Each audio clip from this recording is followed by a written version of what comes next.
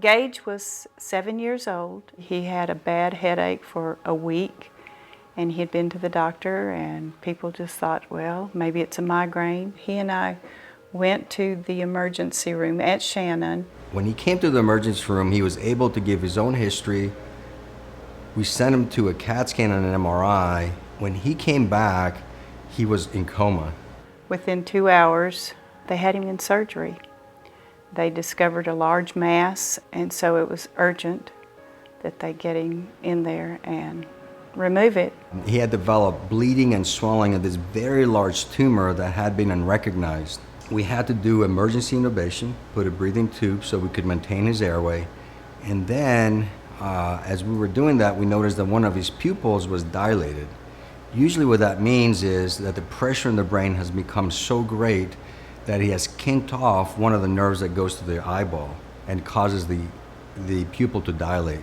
That is usually a very critical situation. He had a tumor that we had diagnosed with the MRI that was the size of an orange in the frontal area on the right-hand side. So it was right up in here. We performed emergency surgery and we took all the tumor out. And then we sent him to the intensive care unit.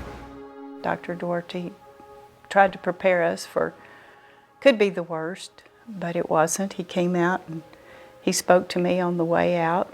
Almost everything before me dropping into a coma is a blur. The first thing I remember was waking up, seeing Nanny. He had always been healthy, running, playing, never was sick, and this was just not in our thoughts at all. You have that tumor that's growing slowly in the brain, and kids can compensate for things very well. So his brain just adjusted, and then what happens, it gets to a very critical level that any little change causes you to decompensate. Once he had his surgery and the doctors at Cook's took a look at him, they thought that it had not taken long to develop, about 3 or 4 months, 6 months at the most. He had radiation treatments for 6 weeks. He had chemo every 3 weeks, 6 months of treatment. All we do now is scan. Just take a look every 6 months to see that there's nothing growing back.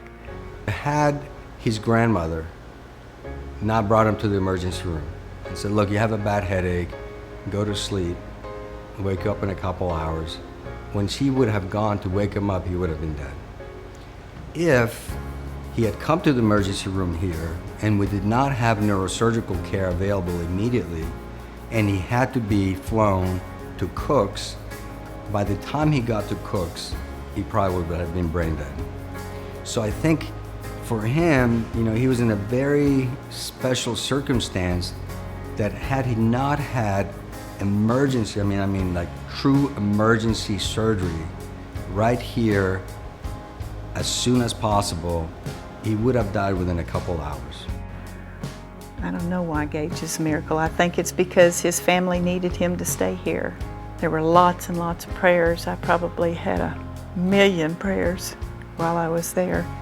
People all around, family, people we didn't even know, were praying for Gage, and I think that's the reason why he's a miracle.